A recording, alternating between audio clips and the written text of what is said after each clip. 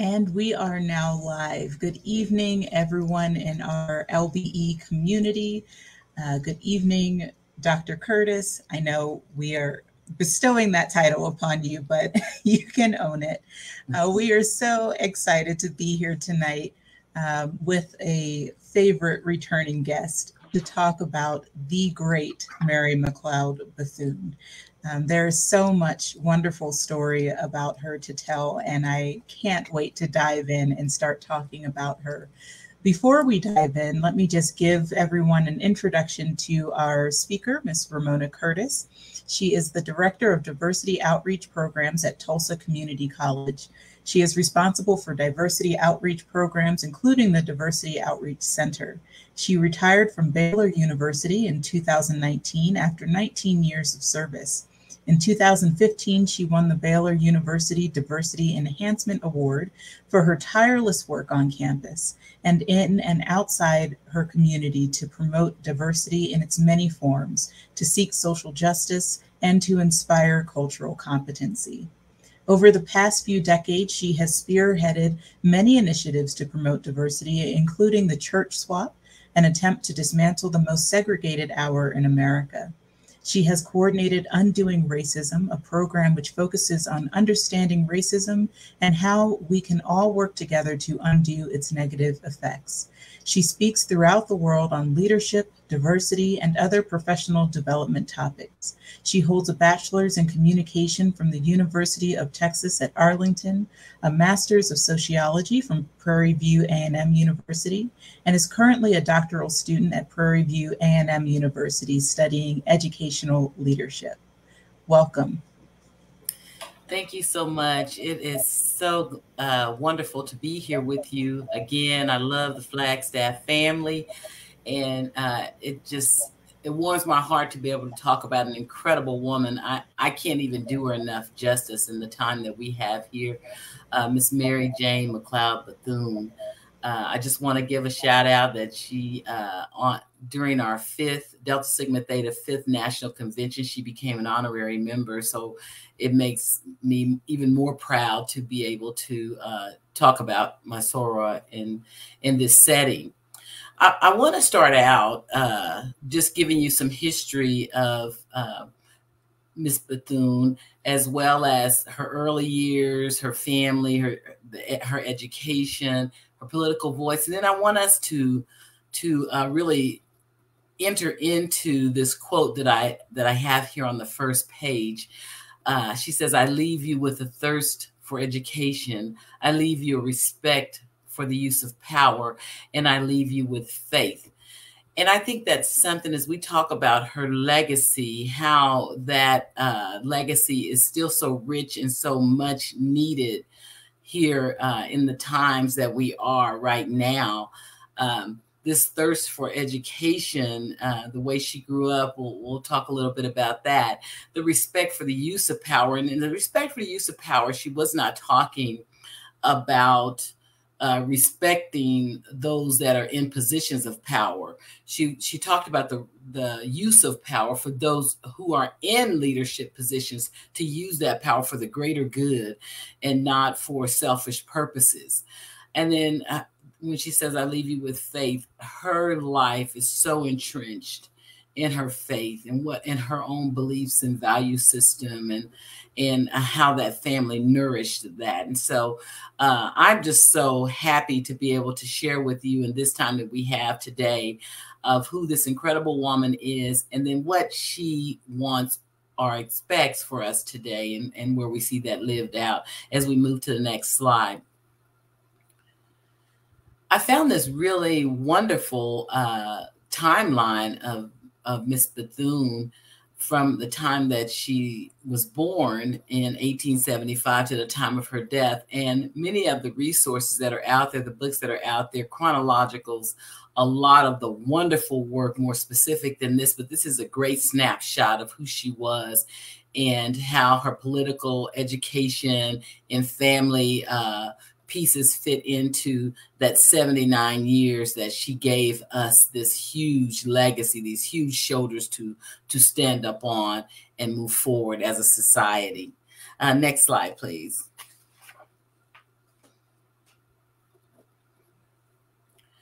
So in her early years, as I said, she was born in South Carolina in 1875. She was 15 of 17 children. Now, in the research, it does say that the midwife who delivered her says that she came out with her eyes wide open. Her mother just felt that this child was destined for greatness. Number 15 of 17, she still was a role model for even her older siblings. And she had 13 siblings who were actually slaves. Both her parents were former slaves. And like I said, her first 13 siblings, they were slaves. But her dad, after when they were free, her dad worked on farms until he had enough to buy his own farm. And so they worked the fields, the cotton fields of the farm, and grew vegetables. And she just dreamed of going to school. There's a story about her going to the plantation where her mother formerly worked. She went with her mother, and her mother continued to do work there, paid work there at the plantation where she was a slave.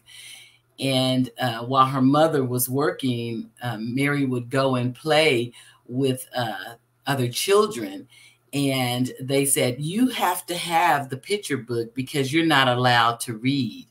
Well, telling Mary that she could not read was like telling her to develop that thirst to read. And so she had this strong desire to read from there. And the family had strong Christian values. They walked to church 5+ miles to church every Sunday. They've spent their pastime, mother telling them Bible stories and singing hymns. And so she had this strong faith. Her mother told them stories of Africa. Her mother was royalty in Africa and would tell them stories of her family and the way of life and the culture that was no longer afforded them as they went into slavery. But Mary just dreamed of even being just so great as she saw in those stories that her mother would tell her. And so you can continue on.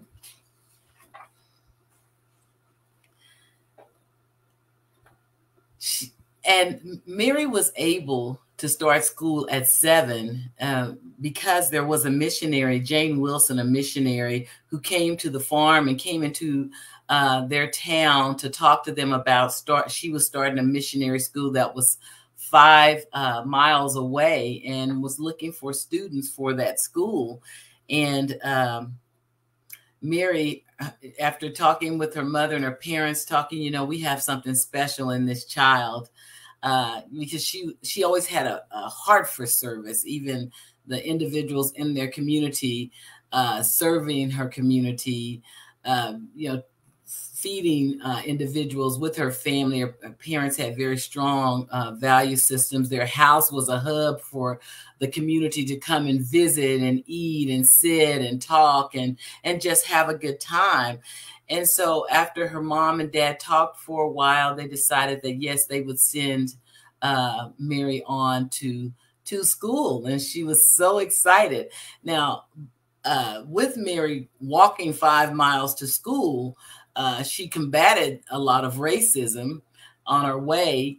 There were young whites who would confront her on her way to school. And she tells a story of one day on her way to school, there were a few white boys that were there, and they had their dog to approach her, and the dog tore her skirt off. She was called the N-word, but she did not let that tear down her resolve to continue to get her education.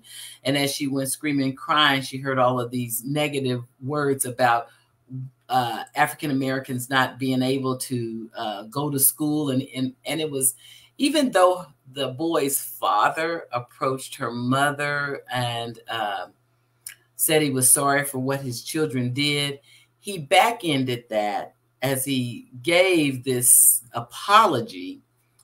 he still slapped them in the face by saying,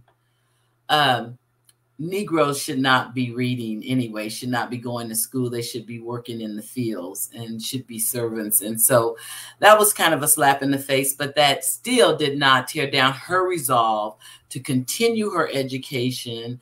You know, in some of the books, it talked about how some of the research talked about how she had these large features, these more prominent features when dark skin, and wasn't very attractive. And she talked about how that did not stop her. Even in her last will and testimony, she talked about being dark and not letting that stop her from doing what she needed to do, to never be ashamed of your skin color. In 1855, she attended Trinity Presbyterian in South Carolina. In 1896, she went on to Bible College in Chicago. And this thirst for education she continued to have, and her idea was to one day build a school so that she could continue to teach others, as she did when she went to school at age 7. She came back home during her whole time in the missionary school to teach those in her community everything that she was learning. I want to talk now a little bit about her married life. And so as we move to the next slide, you see there was her husband in 1898. She married Albertus Bethune in Georgia.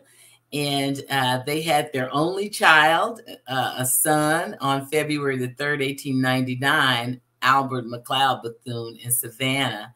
He was born. And if you can see that picture underneath there, she's there with her husband, her son, and 2 of her grandchildren. And so I love that picture there. One of the things that I loved about her family life here as a married woman, and you have to think about during that time, we're talking about 1898, 1899, being a mother, 1898, being a wife, and the gender issues that were going on at the time, not just racial issues, but gender issues. As we celebrate Women's History Month, Mary McLeod Bethune broke those stereotypes in 1898. You know, yes, she was a very nurturing and caring mother, but she never let them tell her what a woman ought to do and be. She continued her quest to open up schools, to improve economic conditions for African Americans, to integrate those areas that were not integrated, and using her power in very eloquent ways to find ways to move into areas where she could be effective and invoke change. And so I wanted to bring that piece out because I know that a lot of in the United States, we saw a lot of the decade of woman in the 70s. But just to let you know, this was a woman of way ahead of her time in being in that leadership role that you consistently saw male individuals in, and that image of what a woman ought to do and be did not stop her from moving forward. So as we go to the next slide, which brings us to women's rights. And I love this quote. She says, "A woman is free if she lives by her own standards and creates her own destiny, if she prizes her individuality and puts no boundaries on her hopes for tomorrow." And I mean, think about this. This is someone in the late 1800s and the early 1900s having that forethought as a woman to be free to even have a comment like this being made. How wonderful to celebrate this I want to read you from her papers, of her selected essays and documents of what she said to the National Board of Young Christian Association. She said to them in 1920. I just want to read to you a little passage about how she felt about the Negro woman and what she needed to do and how she needed to see herself and how the world needed to see her. She says, "The emergency is here. The need on women's service is greater than ever before the history of the world. No woman in the world, not the woman of Russia, nor England, nor France, can bring to their country's need truer hearts, deeper devotion, more unselfish service than the tried and true women of the Negro race." She says, "In these times, we dare not think of fatigue or personal gain, but we must go forward in our service to God and to humanity." She was really about social justice, and she was that servant that put herself last. And when she gave these addresses, just think, by the time she did this in 1920, she had opened up the Daytona Educational and Institutional Training School, which we know now today is Bethune-Cookman University. She had established a hospital and training school for nurses. She was president of the Colored Women's Club.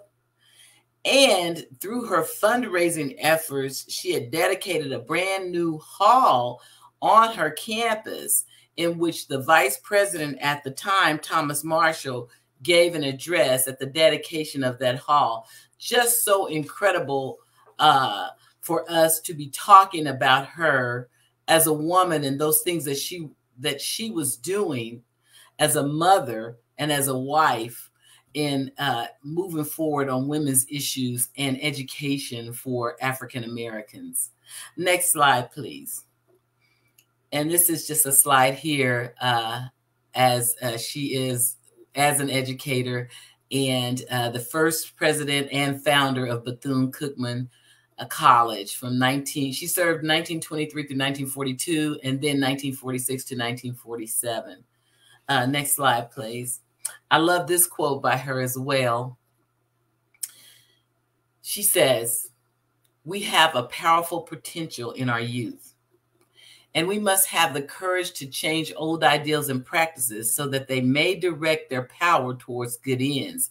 And she was always working for the youth. There were a lot of youth who were not working at the time, who didn't have hopes and goals to go to college. And some of them were even living in the streets. And so she opened up her school so that they could have that hope, so that they could have a place to go. And when she went out to raise funds, she talked about the need to be able to see our youth as the future. She said, they're the future. We are going to have to build within them hope and dignity and thirst for education so that they will have a future, because they are the future. And she gave so many compelling speeches. And when she did those speeches, she always took her youth with her to really tell that story and tell that story in so many ways that she was able to show off their giftedness to those who could, as she went in her philanthropic ways to raise money for the college and for other endeavors that she was involved in. And you'll see here on this next slide that she's standing with those women from her college that we know today to be Bethune-Cookman. And I talk about her fundraising efforts, and she was not afraid to go in those white spaces to ask for money. So when she was able to purchase some land near the college, she was, as she had the help that was coming along, the construction workers coming along to help clear the field from the land that she had purchased, one of the individuals said that he worked for Mr. Gamble of Procter and Gamble, James Gamble of Procter and Gamble. And from there, she was intrigued because she wanted to talk with Mr. Gamble about funding for the school. And so when she went to talk to him about the things that they were doing. And she was being such a skilled orator and fundraiser and being spiritually gifted. You know, I say she was a great orator, but she really felt what she was doing was spiritually led, that God had ordained her to do these things for the community and for this school. And so she did get to meet with James Gamble. And on the next slide, you'll see the picture of her pictured with Mr. Gamble of Procter and Gamble. And he later became one of the trustees of the college there. And from there, she was able to be in touch with other whites who supported her school, such as other businessmen, such as Thomas White, who had a sewing machine company.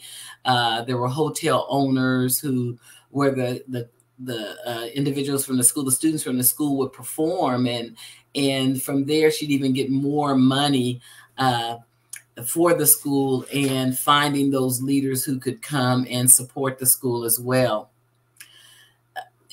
She was such a fantastic partner, someone who could bring individuals together for a cause. And, you know, I think I don't want to leave out that these things were just so easy for her, that she didn't face racism along the way. Certainly she did, but because she would not let that get in her way, and she knew that she had to be the one to teach whites the social justice that is needed for humankind, she let that continue to move her in those places. And one of her legacies was to leave that thirst for humankind and that respect of power that goes through, that doesn't have any racial barriers for doing what is right by people. She was so much so she was asked to move to DC. In the next slide, we'll talk a little bit about her political career. There's so much going on. I won't say that she was a formal politician, but she certainly was a politician. There she is with President Truman.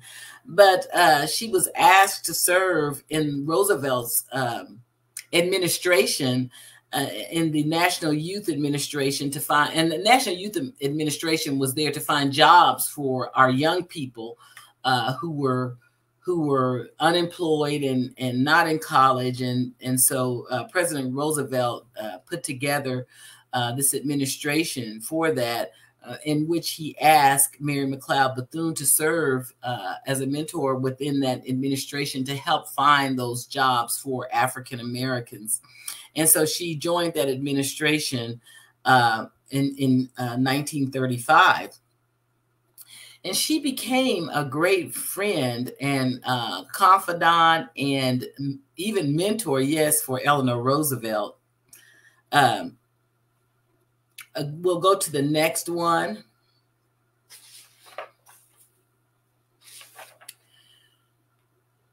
And so as she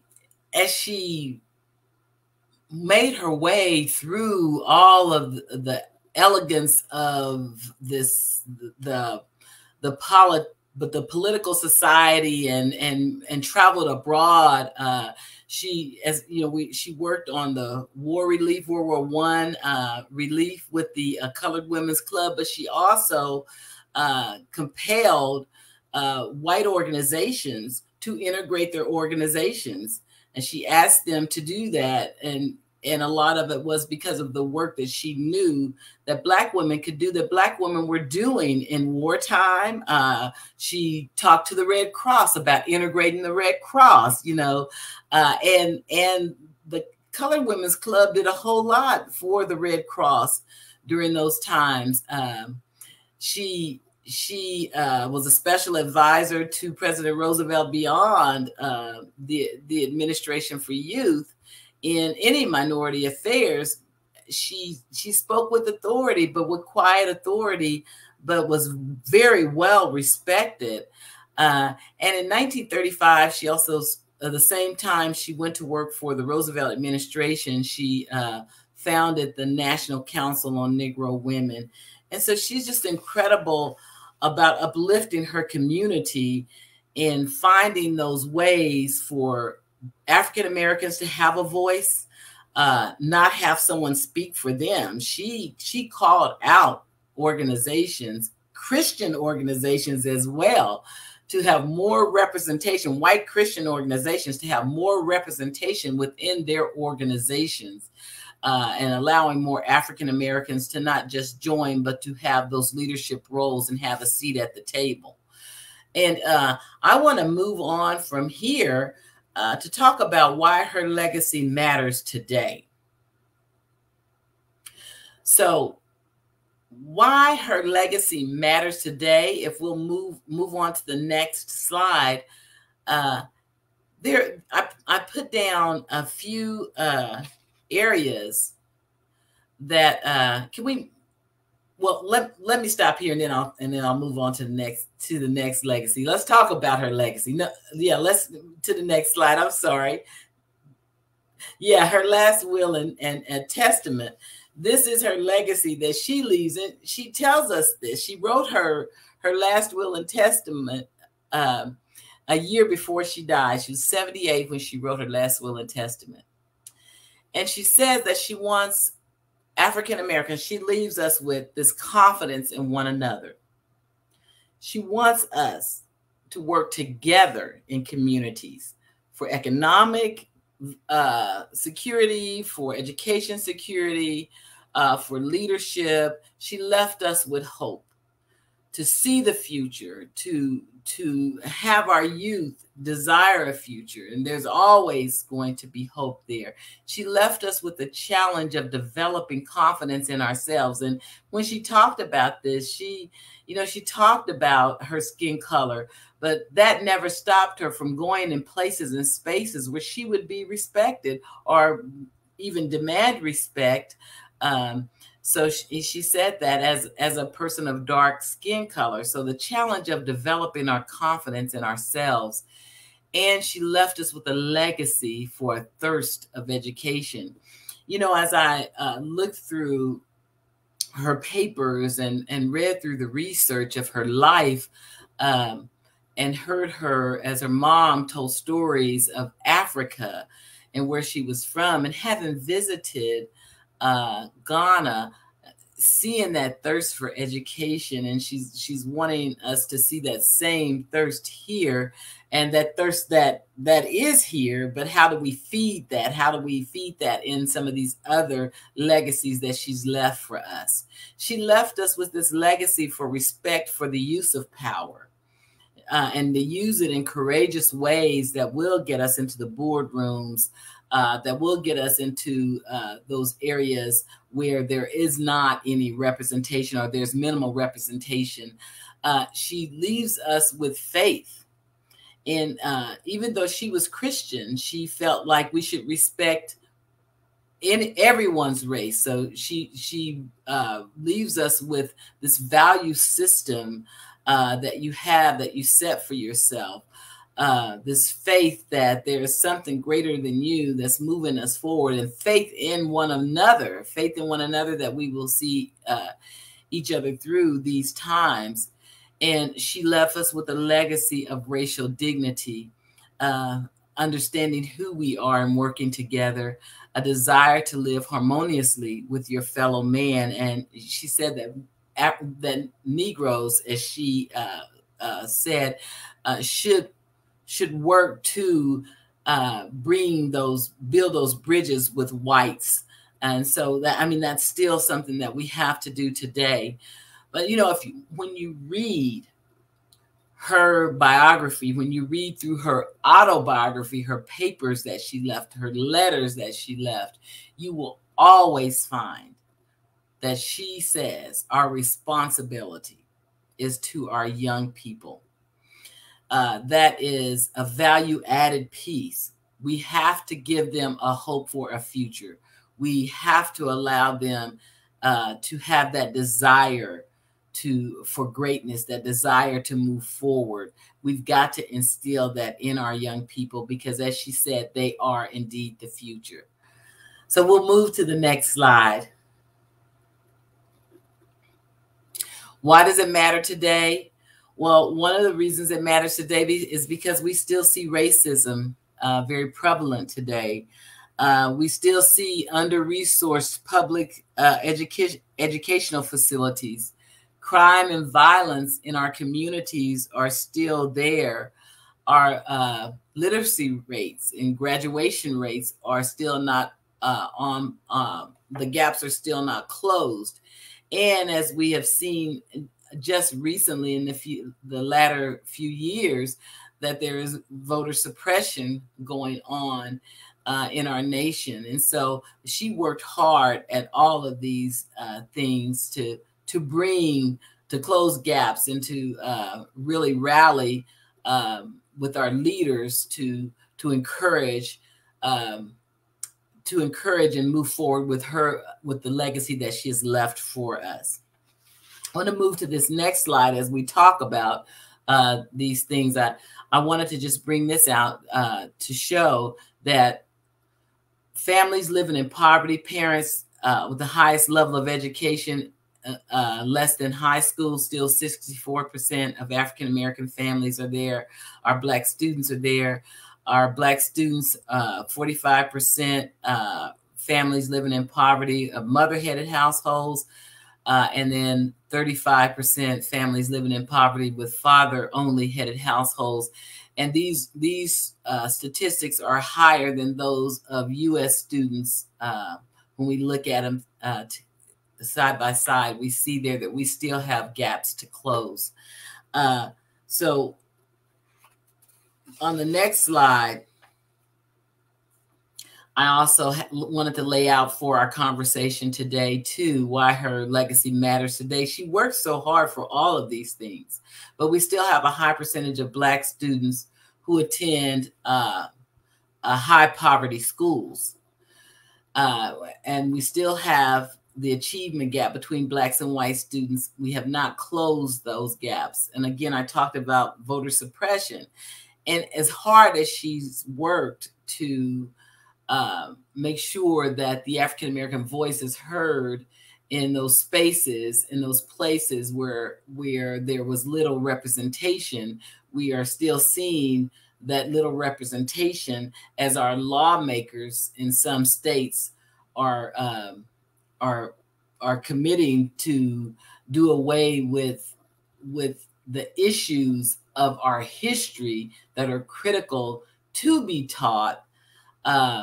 And so, I put this critical race theory there because there are some states that are banning the teaching of critical race theory, which is a whole issue within itself that we can talk about. But this is the very thing I do believe that Ms. Bethune would take issue with, because there are still those areas of our own history that is not known, that should be known and should be taught in a way that is unifying of all people. And then this last piece, patriarchy, and the gender issues among women and men. We have not totally closed the pay gap. We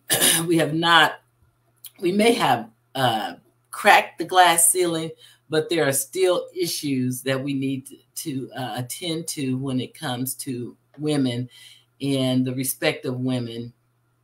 And I won't get into Roe v. Wade and some of the other things that we know that are there, that are hot topics in our nation, but also the fact of respecting those women who are mothers in the workspace, and having that workspace be friendly, not just to women, but to men also. But how do we rewrite those spaces that still have that systemic piece to that's more favorable of patriarchy, and we just need to be able to move forward on those things. And so that's why her legacy matters today. And I want to go back to the slide of her last will and testimony, of those things that she, right here, her last will and testament to what she left us, for us to have this great conversation about Miss Bethune.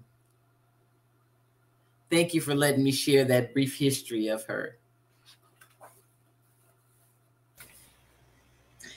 Thank you so much for sharing, and I'm really glad that we're keeping this slide up and present as we think about what her legacy was and really is coming into today. Some other information for our audience tonight that is, I think, just so powerful and attest to her legacy is the presentation of her statue into the National Statuary Hall collection. It's going to be an 11-foot marble statue that, if you've seen previews of it, is absolutely gorgeous. If you haven't seen it yet, please do yourself a favor and go and Google it, because it is really a stunning portrayal of her. But it is slated to be installed at the Statuary Hall collection, representing the state of Florida, on July 13th of this year. It's going to be mirrored by a bronze version that will be installed at the Bethune Pavilion that's currently under construction at the Riverfront Esplanade Park in Daytona Beach, Florida, on August 18th of this year. She is going to be the first Black American to specifically represent any state among the collection of statues. And her statue is also going to be replacing that of Confederate General Edmund Kirby Smith, which has stood in the hall representing Florida since 1922. So can you talk us through why that is so significant? Oh, absolutely.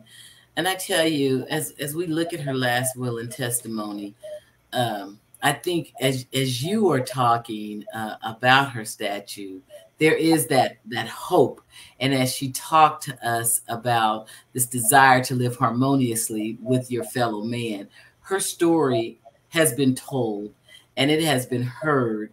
And with it replacing a Confederate individual to really someone who really wanted to build bridges, how wonderful to what she has given Florida, what she's given all of us. But I mean, her work was there in Florida.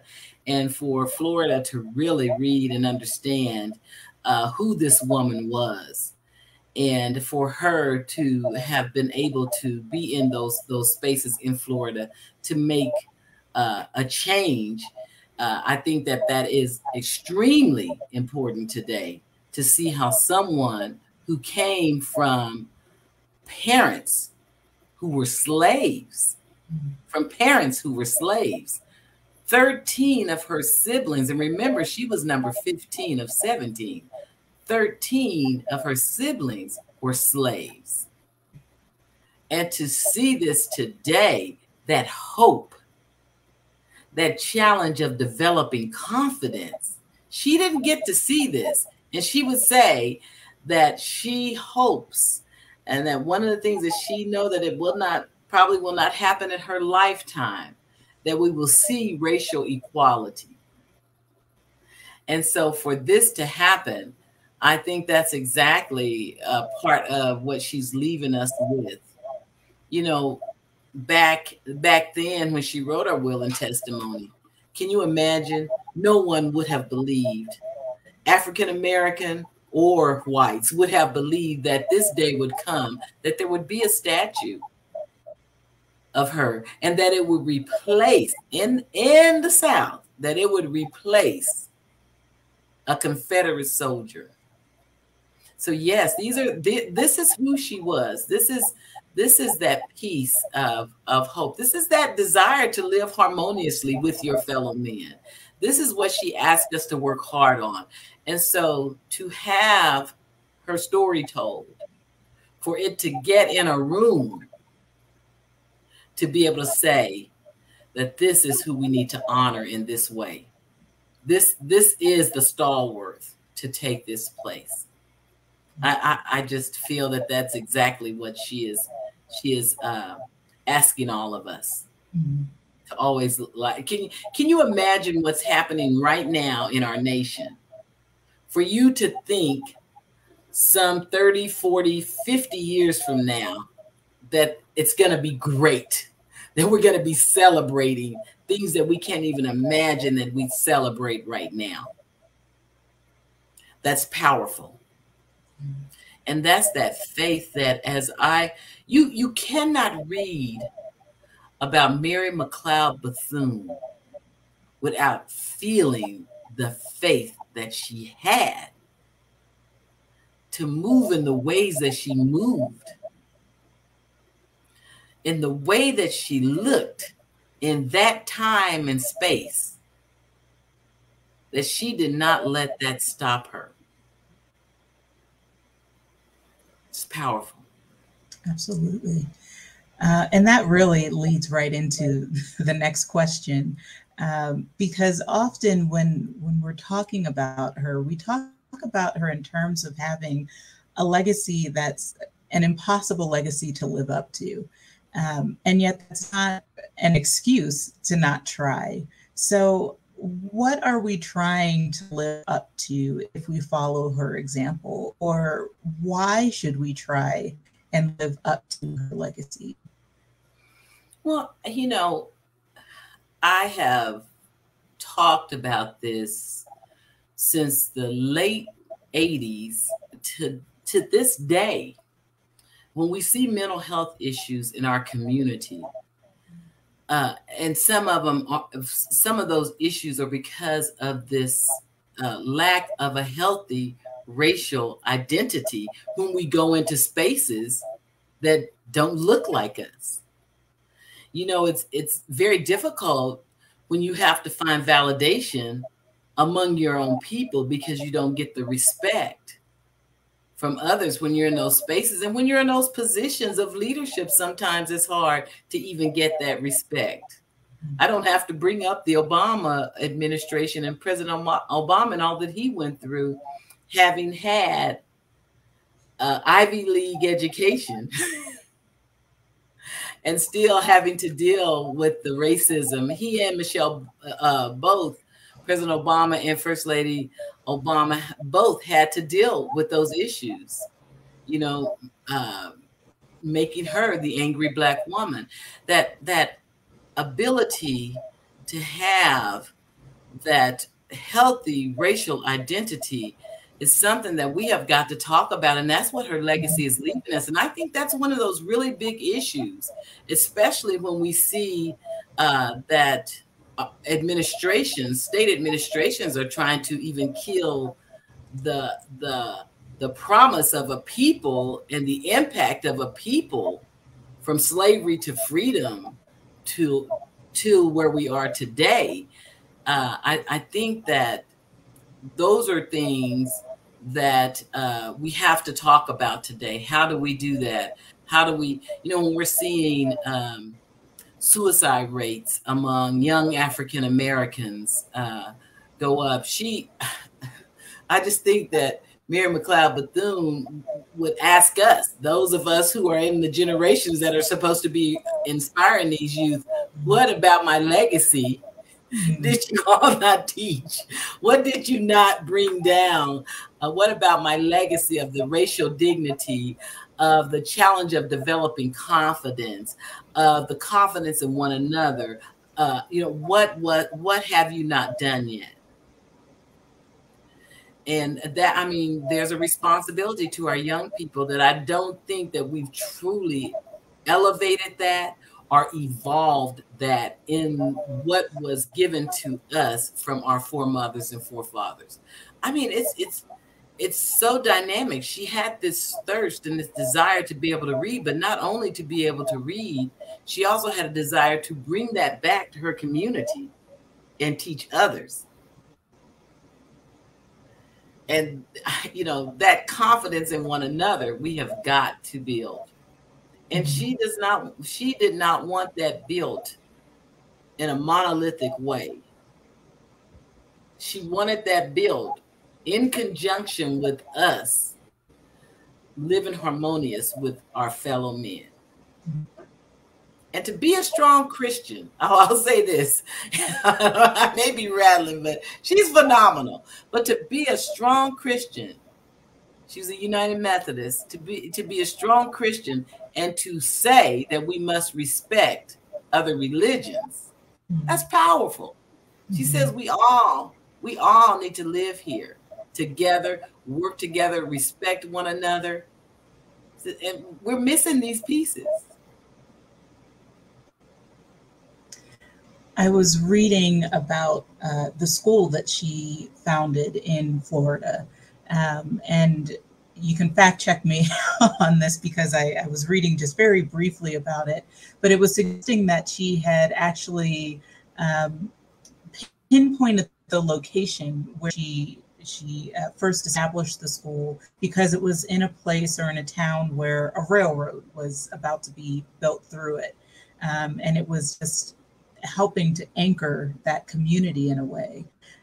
So what was, do you think, for her, the importance of, or the connection between place and representation and just community in helping to establish that sense of identity?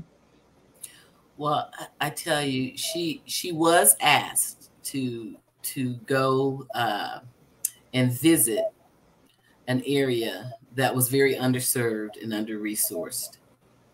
And she went and she traveled and visited the place, visited Daytona, where she was going to build this school. And when she returned home, and this is one of the things that when we're celebrating Women's History Month, and this is, if you ask me, what are the things I'm taking from this? As a woman, when she returned back home, she left going to help build the school and came back home. She had a fire. They had a fire at their house. Mm-hmm. And she saw that as God's way of saying, you need to be there in Florida, in Daytona, building this school. But one of the things that as a female during that time, she was not afraid to say, I've got a greater calling than just motherhood. And I'm not saying that motherhood is very powerful, but I mean, when you have that call, these are individual, this is how you're an individual and being respected as an individual. And then as a collective group, she knew that there was something inside of her where she could be that mother. She could be that wife, but she also could serve her community where there was a need. Because she had that calling on her life at a very early age. And so I think in that inspiration, when she saw that, those were feelings. I mean, when you read of her and she talks about what she's doing, even when she went to raise money with all of these white businessmen, they would say, well, why are you doing this, or why is this happening? She'll say, well, the Spirit is moving me. I forget the exact words that she would say, but she talked about it's a spiritual awakening. And never did I read in the research that she was like, oh my goodness, what have I just done?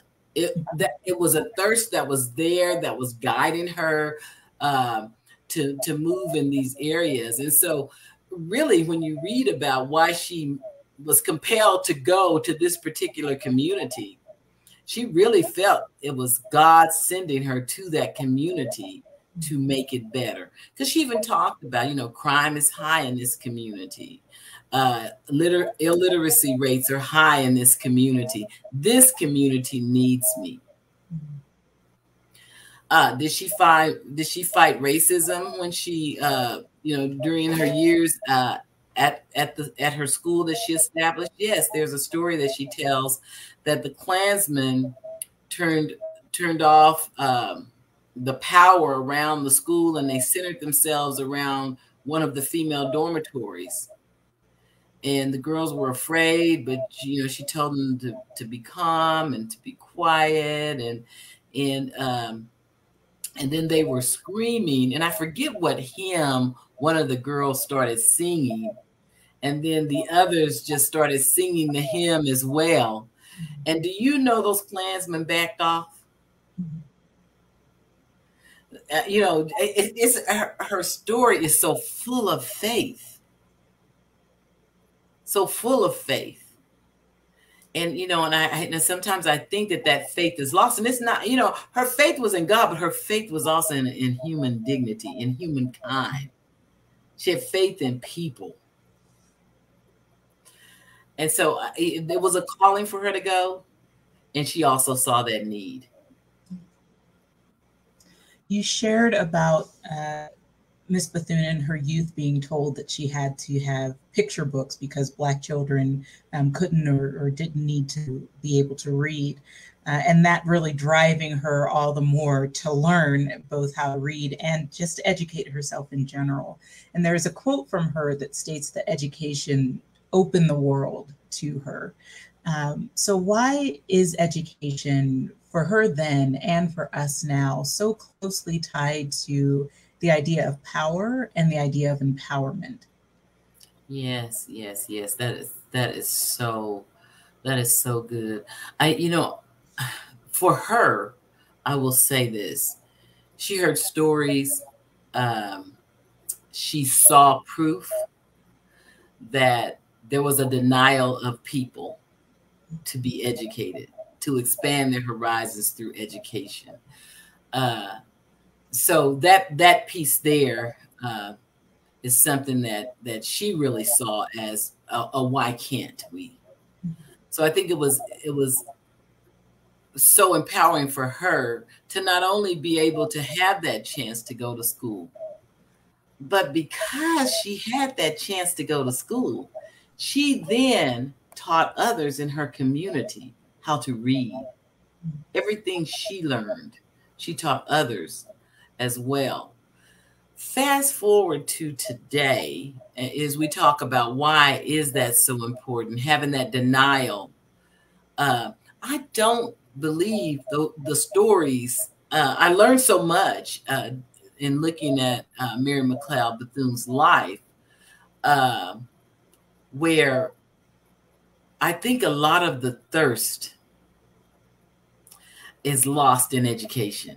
The desire, now that it is here, even though it is law, that desire is lost, and we haven't told the story of how you were denied that opportunity. Mm-hmm. Even in freedom, you were denied that opportunity. That story has not been told so that we can continue that thirst, that piece there. To a group of students in a community that has an under-resourced school, to have told that story from elementary to high school, of people like Mary McLeod Bethune, of people like Sojourner Truth, but particularly that denying you an education, you were denied, your people were denied an education.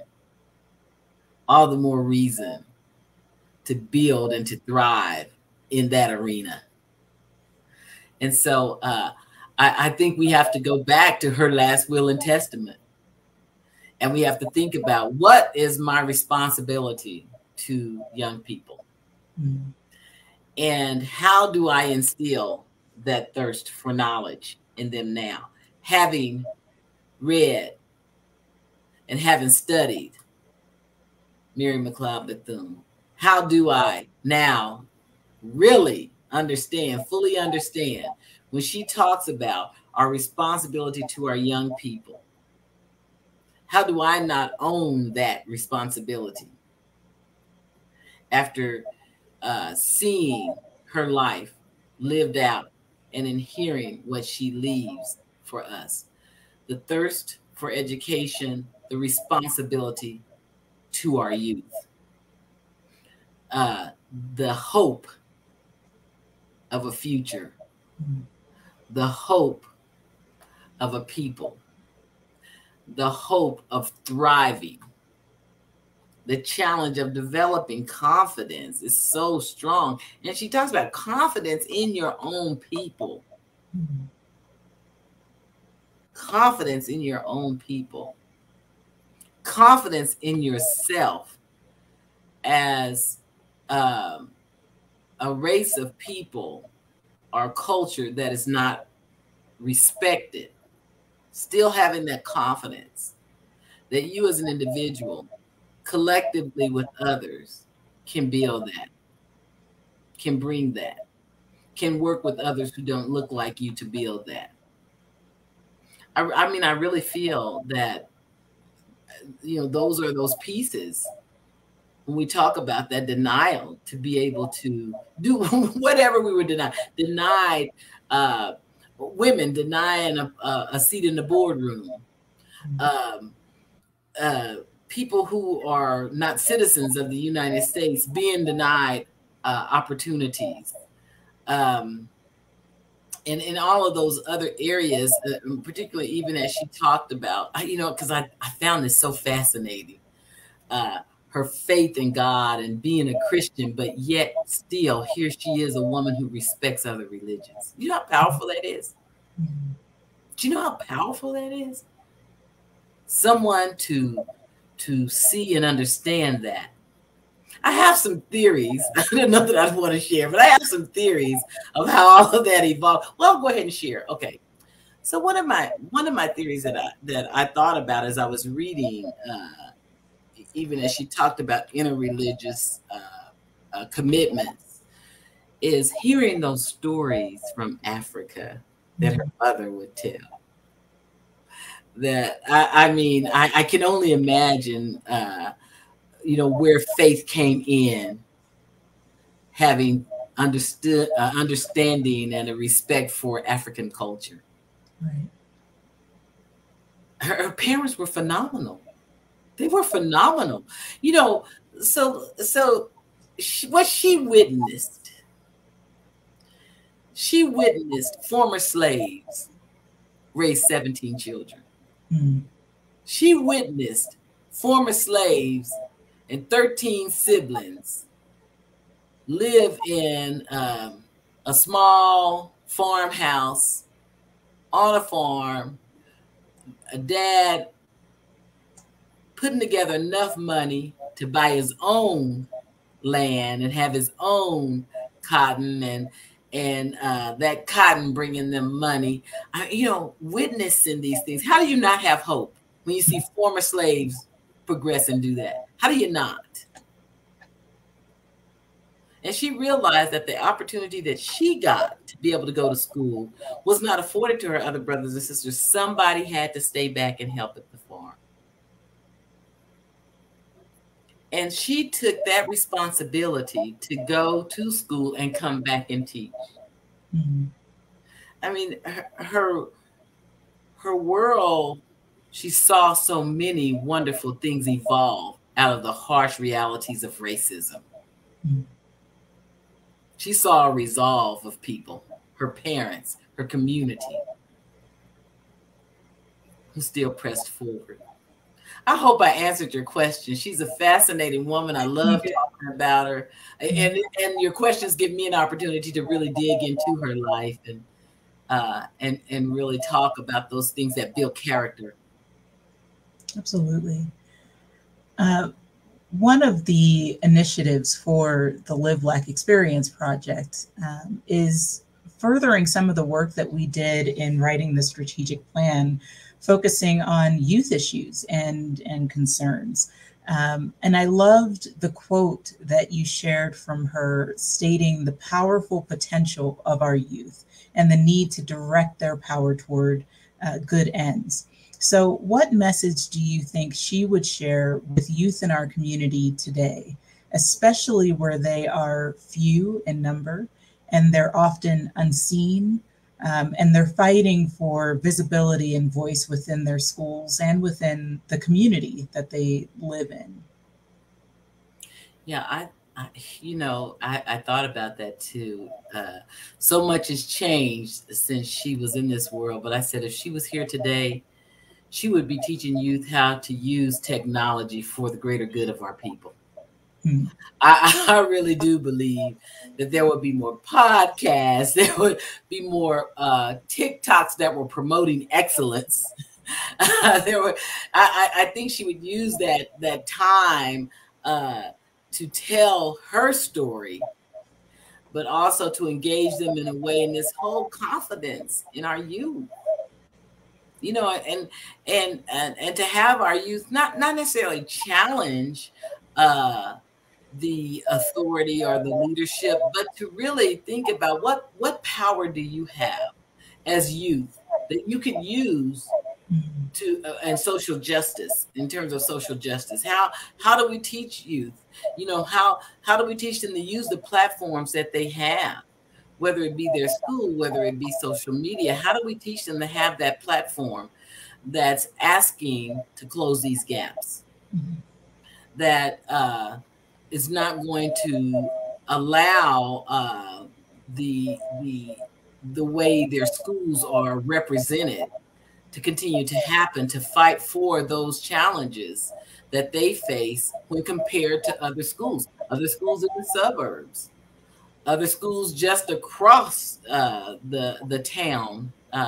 So how do we get them? I want to believe I want to believe that she would be talking to Washington about school vouchers. Mm. So I don't want to make this a political lived Black experience, but I think she would talk about how we need to just improve our schools, and by improving our schools, we develop our youth.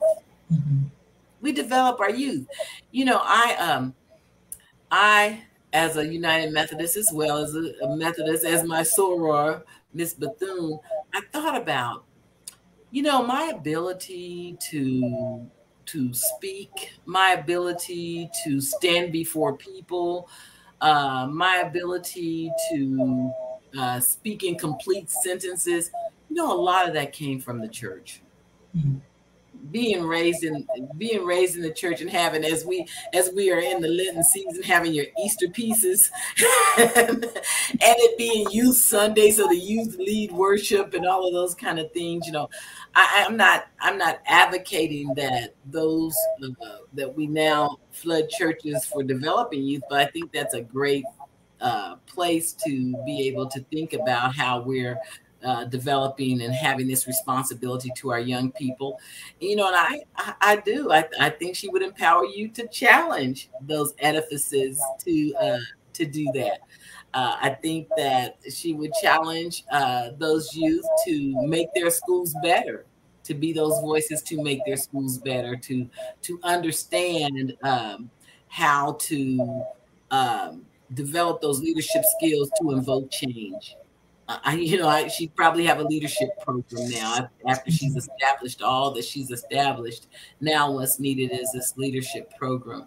I think she would definitely do that, and I think that she would also be empowering our HBCUs and those students of those colleges to continue to promote excellence as well. I'm not saying that that's not happening; it truly is happening, but I think she would continue to inspire those youth as well to be able to. I was watching TSU, uh, and they played the University of Texas at Commerce, I believe, and they won. In the March Madness. Okay, so there was so much pride in me that a HBCU was out there performing at those levels, even in athletics. Uh, I think from the classroom to athletics to those debate teams to bands, I think all of that, she would be so inspiring to those youth to continue to promote that excellence and that prominence of a people. Uh, so I really think that that's what she would be doing, and I feel like that's what we need to be doing as well. Well, and you talked about that loss of that thirst for education. because the more it became accessible, the less they were, we were having to fight for um, just to get into the school itself. Um, and as you were talking about that, you referenced, how important it would be for students to be hearing stories like Mary McLeod Bethune or Sojourner Truth or other people who really had to fight to get to where they got to and fight for the education and focused on the value of it. And you mentioned as part of her legacy that ongoing conversation about critical race theory, which in those conversations that are saying it should not be taught in schools, which we all know it's not, but with those conversations happening, can you just expand on your thoughts of how she would view that current conversation about critical race theory? I think that if just because of her leadership style and that whole desire to live harmonious with her fellow man, I think that she would be finding creative ways to get the African American experience told. So critical race theory really teaches the systemic pieces to racism. And I think that she would find ways to tell the systemic pieces of racism. And critical race theory may not be necessarily at the forefront of what she's saying, but you would definitely see those thematic pieces within that story of a people, because she is someone who had a mother who came from royalty in Africa into slavery. And her mom and dad were on two different farms. And so her dad, on two different plantations, and her dad, see, even critical race theory has got me using different words, not saying plantation, but they were on two different plantations. And her dad saved up enough money to buy his mom for his bride. And do you know that all of her siblings had the same mom and dad? All of her siblings, all the children had the same mom and dad. So having that piece, she would be talking about that story like her mother, the story her mother told her from Africa to slavery to freedom. She would be telling that same story. She would tell those stories of opposition, the story of the Klan coming to her school, the story of the boys sicking their dog on her, the story of the white girl telling her that she needs to get one of the picture books because she is not supposed to be able to read.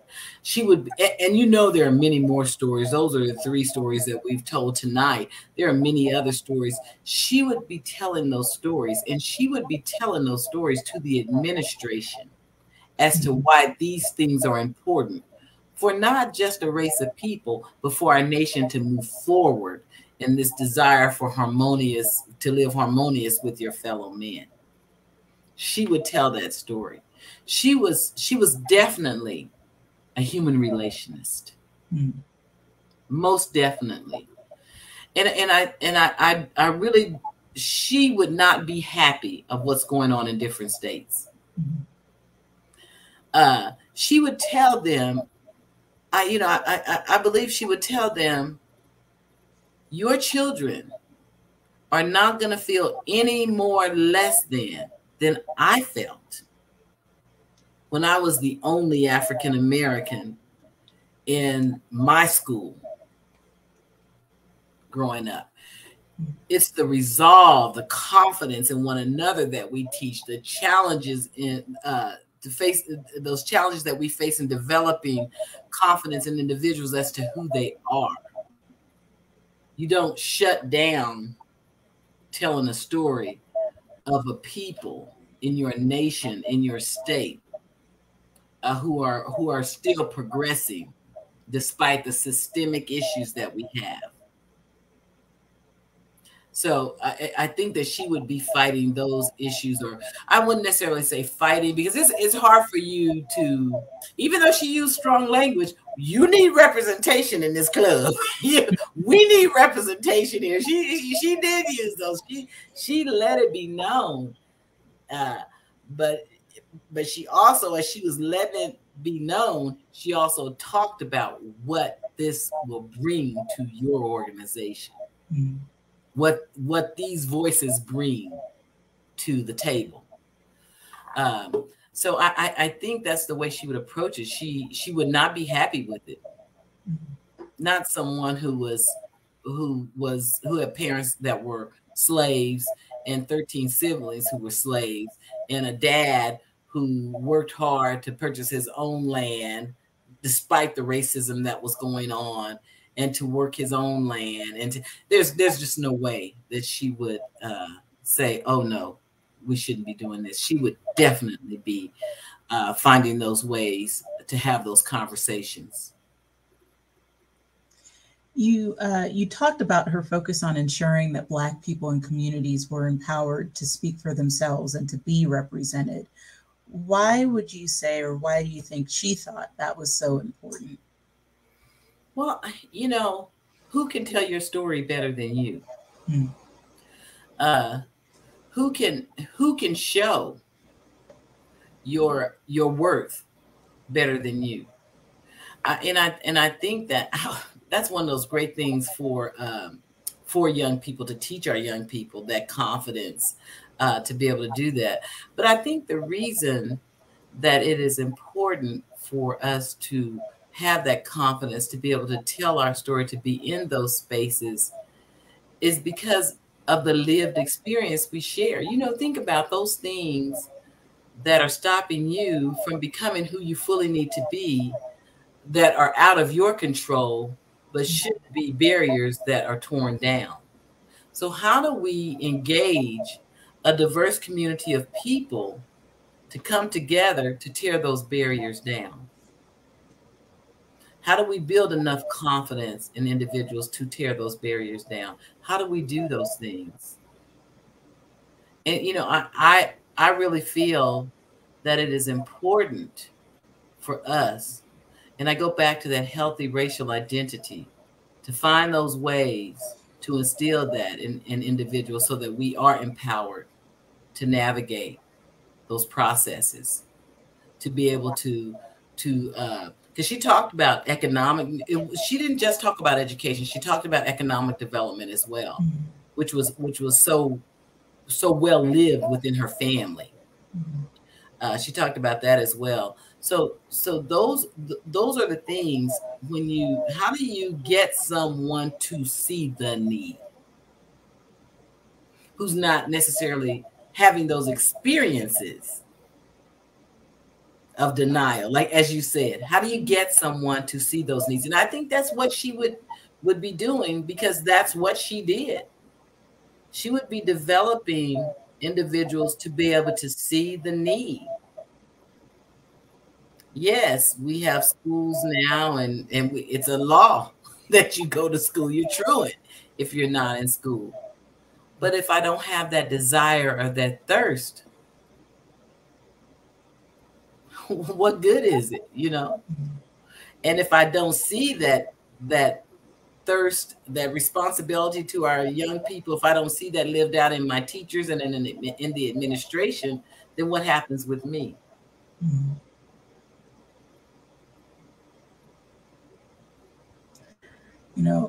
One of the things that I love about her story is the creation of the Black Cabinet.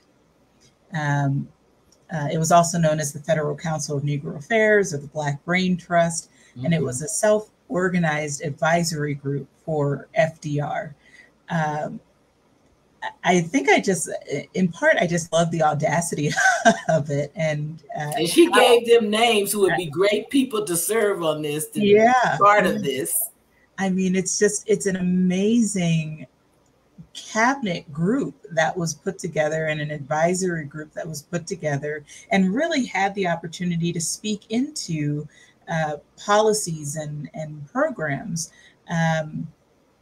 And one of the things that really stands out to me, and as I was reading about that, was the recent passage of the anti-lynching legislation that was just passed in the Senate, which was legislation that at the time President Roosevelt declined to support because he considered there to be what he called larger problems than racial inequity. So it just seems so timely to be talking about her right now. And I wonder where else you would see the mirroring of what she fought for still being fought for, or still mirroring the message that she gave then now in some of the struggles that we're dealing with in our society. Well, I want to believe that there are spaces and places that we don't know about where these things are happening. I've seen some of these things happen in workplaces, but I don't know that we've seen enough of that, particularly with the past 4-year administration prior to President Biden. I think we lost so much of that because so much of that platform was being fought against. Not teaching bias and not teaching cultural sensitivity and all of those kind of things that happened when people were really, you turn on the news and that's all that's there is racial issues, racial issues, racial issues. And so how do we build these coalitions of people who are trying to bring that racial harmony? And, you know, so I don't see it. I will honestly tell you, I don't see enough of that. As a diversity expert, what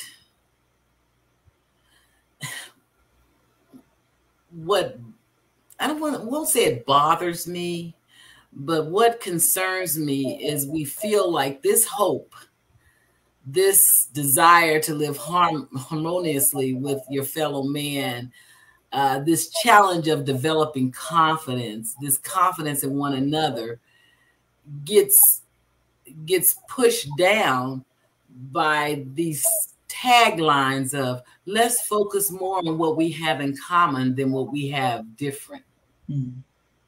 It sounds beautiful, but if what we have in common is about 5% of who I am, are we really going to have this harmonious living with our fellow man? So that's why when I'm telling you, I don't see those spaces that are really doing the work that's necessary to really bring that harmony, the work that's really necessary to bring people together, the work that's really necessary to help people navigate those interpersonal feelings that they have about race, about who should be educated, and I'm talking even socioeconomically, who should be those leaders. You know, who wins? Position, power, prestige, socioeconomic background. I don't see those organizations coming together and working on those issues. And that's what's keeping us apart. That's what's keeping us apart. So, I don't see that. I know in some communities there are coalitions. Like in where I'm from, there's a community race relations coalition, and they really provide those forums for people to come and critically talk to each other and think about the ways that we can live harmoniously with others. We need more. We need that kind of thing in a workplace. We need that kind of thing in our state houses. We need that kind of thing in the federal house. We need someone that can say we have some challenges. And we need to talk about how we work through those differences and come to what's best for like Mary McLeod Bethune says, for humankind. For humankind. So yes, I do love the fact that we can talk about let's focus on what we have in common. We are focusing on what we have in common. The mere fact that you hired me. But my experience since I've been here has been this. You see, the mere fact that you allowed me to attend your school, but my experience at your school. So the mere fact that I can now buy a house in this neighborhood, but my experience in this neighborhood and my fear of my children's experience in this neighborhood.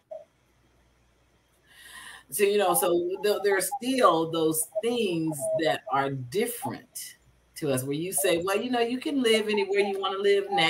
If you have the means to buy a house in this area, that area, you can go to any school in which you want. We know that there are gatekeepers. There's still those gatekeepers from true harmony. There's still those gatekeepers. If we were doing that, what happened? The insurrection would have never happened if we were doing this.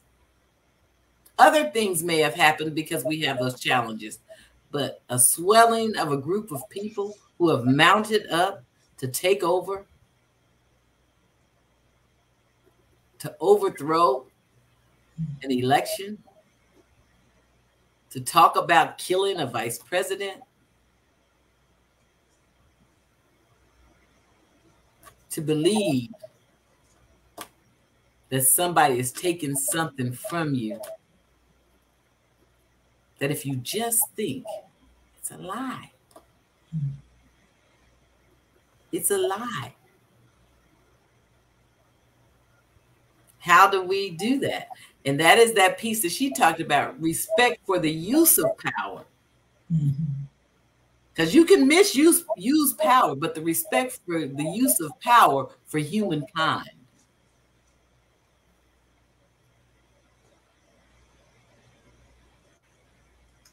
So, final question, and thank you so much for this conversation and just sharing her life and talking us through her legacy. We often have that question of when we think about Dr. Martin Luther King Jr.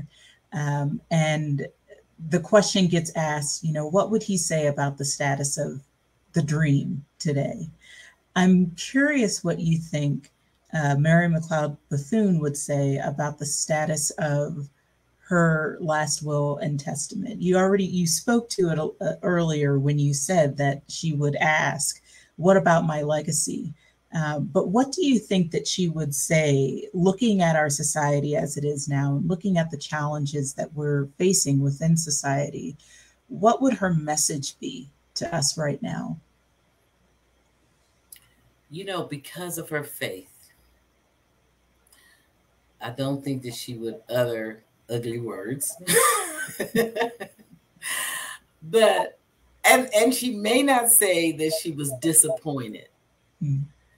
But I think that she would see some backward steps in some of this, in some of the work. Where that happened, which generation that happened in, I don't know.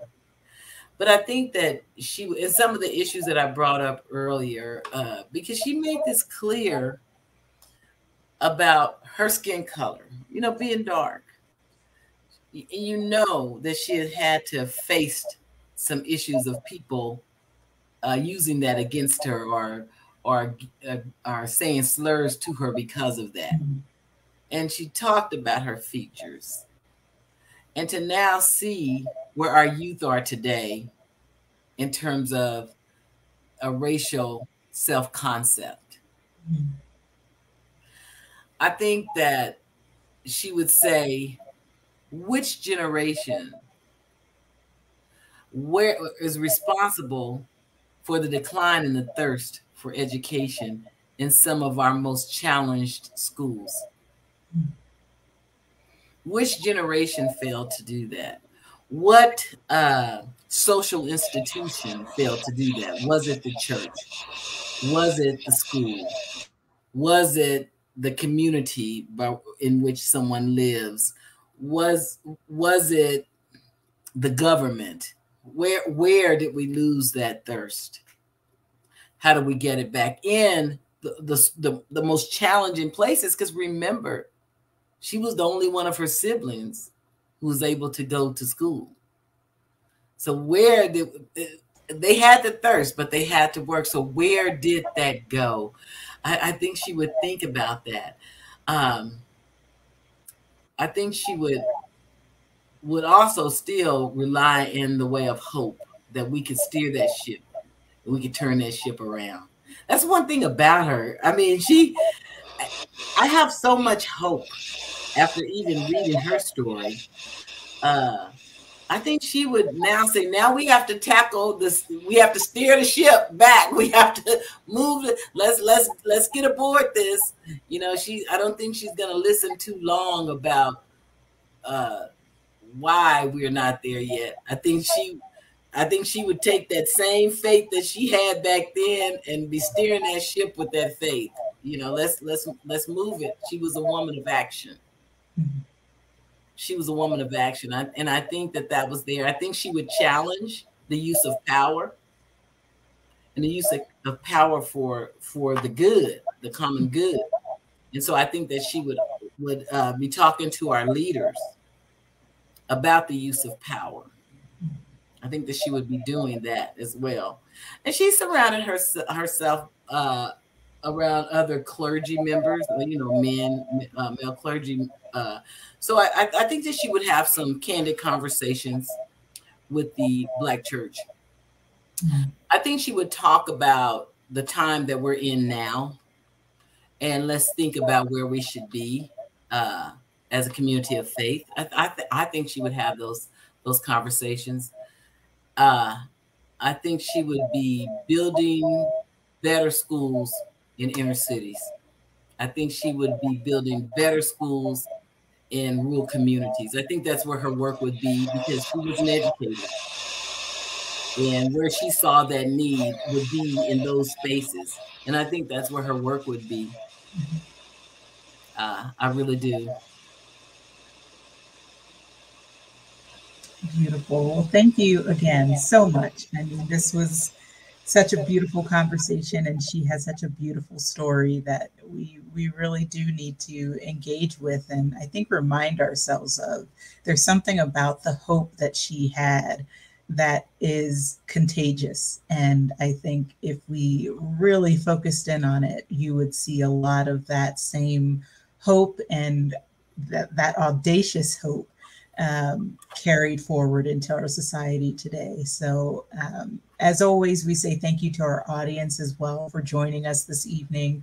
Thank you, everyone. Yes, we hope that you will carry out and carry forward that hope into our community and into whatever community you're in. With that, until next time, we wish you well, we wish you hope, and we hope that you will, as always, go in grace.